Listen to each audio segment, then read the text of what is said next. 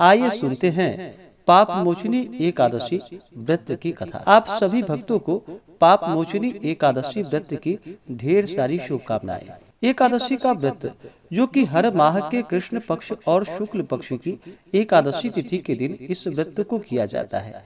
इसे एकादशी या 11 व्रत के नाम से जाना जाता है और हर एकादशी व्रत का अपना अपना विशेष महत्व माना गया है। इसी प्रकार से चैत्र मास के कृष्ण पक्ष में पड़ने वाली पाप मोचनी एकादशी का व्रत जो कि यह सभी प्रकार के पापों को नष्ट करने वाली है। इस व्रत के प्रभाव से व्यक्ति के सभी प्रकार के पाप और ताप नष्ट होते हैं। यह पिशाच तत्व आदि से मुक्ति प्रदान करने वाली है। जो भी भक्त सच्ची श्रद्धा के साथ नियम और निष्ठा के साथ पाप मोचनी एकादशी का व्रत करते हैं, इस दिन भगवान विष्णु के चतुर्भुज स्वरूप का पूजन करते हैं तो भगवान की कृपा से उनके सभी प्रकार के पाप और ताप नष्ट होते हैं। यह व्रत जो कि इस व्रत के प्रभाव से हजारों गोदान का फल प्राप्त होता है। ब्रह्म हत्या, स्वर्ण चुराने का पाप, शराब पीने का पाप, गुरु पत्नी गमन का पाप एवं संसार के समस्त पापों को यह पाप मोचनी एकादशी नष्ट कर देती है। तो आइए सुनते हैं पाप मोचनी एकादशी व्रत की कथा। तो बोलिए प्रेम से भगवान श्री हरे विष्णु की जय, माता लक्ष्मी की जय। महाराज युधिष्ठिर ने भगवान श्री कृष्ण से कहा कि हे प्रभु, आपके श्री मुख से इन पवित्र कथाओं को सुनकर मैं कृत्य हो गया, परंतु मेरी अभिलाषा घटी नहीं वरन बढ़ती ही जा रही है। उसी के वशीभूत हो मैं आपसे पुनः प्रार्थना करने की दृष्टता करके आगे कथा सुनने की अभिलाषा रखता हूँ। अब आप कृपा करके चैत्र कृष्ण एकादशी व्रत की विधि एवं महात्म्य मुझसे वर्णन कर मुझे कृतार्थ कीजिए। पांडु नंदन के ऐसे वचन को सुनकर भगवान श्री कृष्ण बोले कि हे राजा, यही प्रश्न एक बार महाराज मानधाता ने महर्षि लोमस जी से किया था। अस्तु, अब मैं वही कथा जो महर्षि लोमस जी ने मानधाता को सुनाई थी आज तुम्हें सुना रहा हूँ। ध्यान पूर्वक सुनो। हे राजा, चैत्र कृष्ण एकादशी का नाम पाप मोचनी एकादशी है। इस एकादशी का व्रत करने से मनुष्य पिशाच तत्व से मुक्त हो जाते हैं।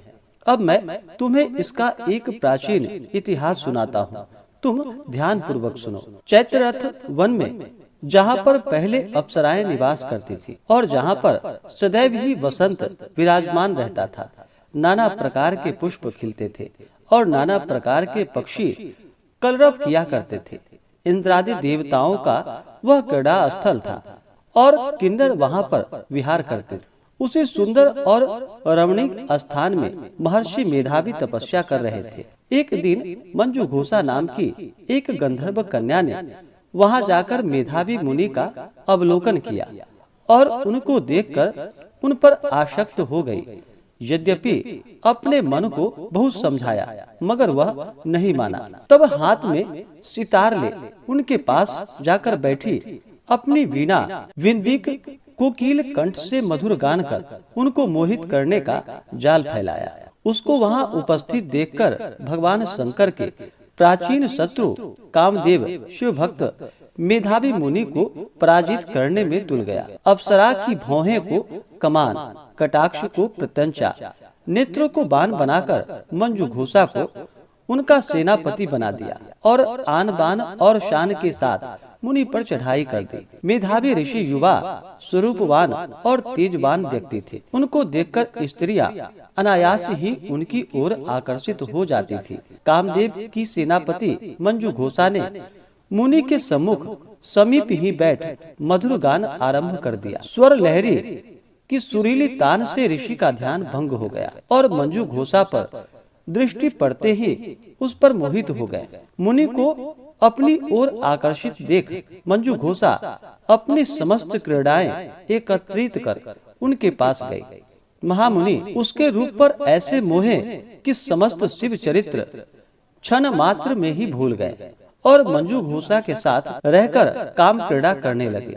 भोग विलास करते करते जब बहुत दिन हो गए तब मंजू घोषा ने मुनि से जाने की आज्ञा मांगी। कामाशक्त मुनि ने कहा, अभी ठहरो, आज ही तो आई हो। मंजू घोषा मुनि के वचन को सुनकर यद्यपि भयभीत हुई, तथापि कामवश फिर रुक गई। मगर अब उसका चित्त भावी अनिष्ट की आशंका से चंचल रहने लगा।